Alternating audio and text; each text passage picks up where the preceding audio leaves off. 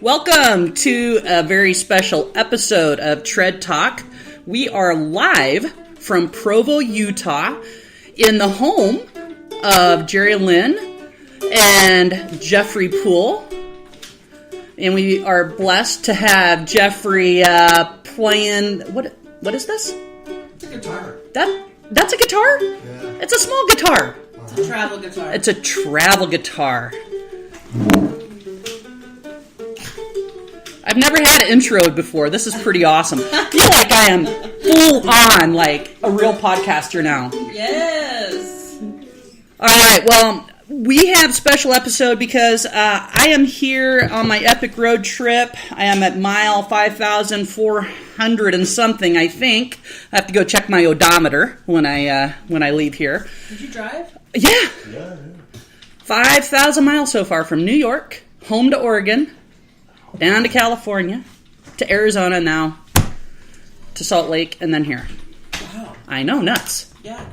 So anyways, the topic today is really kind of a continuation of the purpose of my trip to Salt Lake. I've been in attendance at the Shape America PHE conference, and I had a poster yesterday on the peak candidates' perceptions of LGBT individuals. And, my point is not to talk about my research, but really to talk about the greater issue. And that is, how do we provide more equitable learning experiences for all students in the phys ed and health professions? How do we make sure that despite our values and beliefs and the ways we're raised, do we ensure that all students are going to be treated fairly with the same measure of love, compassion, and fairness as any other student? And so that's my passion as an educator, and that's what brings me here to the home of Jerilyn or Pool. I'm sorry. We didn't say Hassel Pool. Hassel Pool. So, we go way back. We do. We go way back. We graduated from North Medford High School. Yes. Me, class of 1987, the first class. We are clinking. And Jerilyn, class of 1989. Yep. And her husband, Jeff, 81. And he'll be joining us a bit. Hopefully, he's packing a car for your all trip down to Vegas. Our old people's trip. Your old people's trip to Vegas. You're going to hit the buffets, the 4 o'clock buffets? Yes, with our walkers, and also and like at 4 o'clock in the afternoon. Awesome. So we can get... Yeah, you got to be the 4 o'clock. So we can get back to the hotel room for our shows. What, the Netflix shows, or are you going to go to, the live shows? No, just the TV shows. The TV shows, okay. I'm kidding. We're just going to relax and... I'm going to watch TV and add a heating pad, and I'm going to bring my guitar. It's a self-care weekend. Hey, this has been a self-care trip for me, even though I've been sitting on my butt for 5,000 plus miles. And we also have another guest. April, what's your last name? Or do you care to share your last name? Ambrim. I'm sorry? Ambrim. And April is... oh boy, I'm glad we're not on video. Boy, the sign language that's going back and forth. But let's just say it's not that kind of sign language. We're inclusive, but well, I guess that's an official. We're having fun here. But April, would you care to identify or share with how you identify to folks and what pronouns do you prefer? Yeah, so I identify as bigender. I'm also gay, and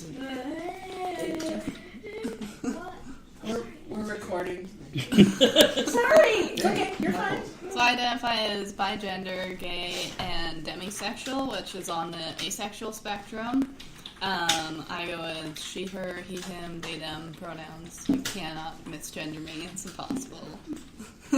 I feel better about that. So, because yes, well, I put my foot in my mouth earlier as we were introduced. So, I'm grateful for that. So, anyways, the reason I wanted to do this podcast is because I have recently become reacquainted with Jerilyn on Facebook. You know, that wonderful thing, and and the work that you have been doing since you've lived here in Provo with Queer Meals, which is a nonprofit organization to serve the LGBTQIA plus community here in the area. So can you just tell us about that and how you got involved and where you saw the need? We lived in Oregon, Medford, Oregon, where we're both from. Clink. Right? Again, whoops, I was clinked at the wrong... Come on, Jeff. Medford. Jeez. Clink. Right. That was a good one. That was a good one. Glass on metal doesn't clink as well. It was legal. Oh my goodness. So we lived in Oregon, and at the time I was involved with progressive Mormonism, and had gotten involved with the Mormon LGBTQ community, and I'd been involved for many years. And then in November 2015, there's a leaked document from the Mormon Church headquarters that said that children of same-gender couples could no longer be baptized until they turned 18 and disavowed their parents. And that also couples of the same gender who got married were considered to be in apostasy and would be excommunicated. And that caused a lot of pain and damage to the LGBTQ Mormon community. And where I was in Oregon, I didn't feel helpful. And these were my people. These were the people that I love and that I had really deep connections with. And I said to Jeff, I want to move to Utah and get more involved. And it was a huge decision for us. It was not one that we made lightly. In the end, I feel like God just sort of pushed us out of Oregon because we tried to hang on as long as we could. But 15-year job. Wow. But we moved here. Yeah, he worked for Harry and David. Great. Oh, my brother worked there.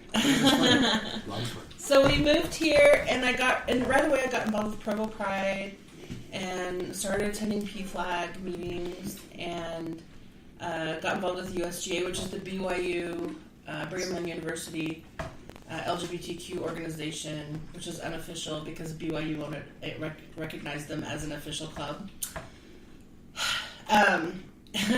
And got more involved with that and realized that what people really needed was a place to hang out and have meals, like family style hangouts. So, because so many folks here are estranged from family over this policy and over a lot of other pieces of Mormonism that are hurtful. And so that's what we started doing. We just said, hey, let's start hosting meals and let's start having people over. And that's sort of how it grew. We go through a lot of cereal, and so my very first post, I think, was I found a sale on cereal at a store, so I piled up a shopping cart with cereal and some milk and took a picture and said, when you're feeding college students and young adults, you go through a lot of cereal. Yeah, we do. And people started saying, can I help you pay for your cereal? I would say, yes, please. And so that's how Queer Meals started. We decided we wanted this reputation of feeding people, providing people with food.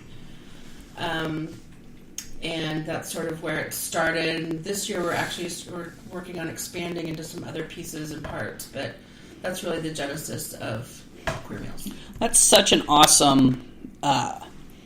I really appreciate the fact that you serve the community family style, because... Well, it's family style, but for the community in crisis half the time. Yeah. Yeah. Yeah. We're highly focused on folks who are in crisis, whether that's with housing, food, but also... a big box of Band-Aids we got back here. But also, we deal with a lot of people who are actively suicidal. So we probably have suicidal people here. Well, we do every day. And self-harm people. So have understanding the unique needs of that community, not that community within a community. That Venn diagram is almost a circle. Yeah. Are you able to then connect these folks to to organizations that can give them, help, whether it's counseling or whatever they might need, or how do they get connected? I mean, do they just hang out here, or? Well, it's dependent on what it is they need. And sometimes people just want to come here, sit on the couch, look at their phone for a couple hours, and not even talk to us. Yeah. Just be quiet and really have a safe place to just relax. Yeah. And then they'll get up and say, okay, I'll see you later. And we'll say, okay, bye. And they'll just leave. There you go. Just something so fundamental as Just a place to kick back. a place to chill and relax. Yeah. So, and when we see that someone's in crisis, and I'll say, hey, let's talk about what else you might need. So maybe that is therapy, and I do have access to a lot of great therapists who are willing to work on their rates to make it affordable. When people can't afford therapy and want to go to therapy, I fundraise to pay for their therapy. I've done that a few times. But yeah, I'm happy to connect people with other resources. And there are plenty of resources, and I'm always doing deep dives into what is locally available to find out. Because even if there's a resource available, it doesn't mean that the people administering that resource aren't going to be transphobic or homophobic. And so often when I'm connecting people with resources, I go with them to make sure that further damage isn't done. Wow, that's pretty intense. So April, we how did you come to find Jerilyn and Jeff? I mean, how did you find your way to Queer Meals? Well, I have a friend, Nick, who I've known him for a long time because he is super into music and audio engineering, and that's something I'm super into because I have all my music studio equipment. And in April of this year, I got back from a residential volunteer program I did that was called FEMA Corps. So I got deployed out with FEMA to disasters. So you were at the AmeriCorps? Yeah, that's what it's under, is AmeriCorps. Awesome. And so I got back here home to Utah in April, and knowing that I wouldn't have a place to stay because I had broken things off with my parents while I was away, completely cut off all channels of contact with them because they don't accept me as how I sexually and gender wise identify, and they're still very strong followers of the Mormon Church, and they were being abusive, using the Mormon Church as an excuse to be abusive towards me, so I decided it was best to cut off all channels with them. So I knew I was going to come back being mostly broke and homeless, and I was able to stay with a couple of my friends out in Lehi, which is on the other side of the valley from Provo, for a bit. But they weren't in the best place because they were struggling with other things in their lives, and it wasn't a super great environment to live in. And me and Nick, we met up, and he was like, I have somebody who I want you to meet. So he brought me over here, and I had a meal, and then I was messaging Jerilyn on Facebook, hey, I really needed a new place to stay because I'm putting this pressure on my friends and they're not in a good place right now to support me. And she happened to have a spare room opening up that week, and so now I've been living here for a few months and just kind of trying to build up savings again, get back up on my feet until I can afford to live in my own place. Okay. Yeah.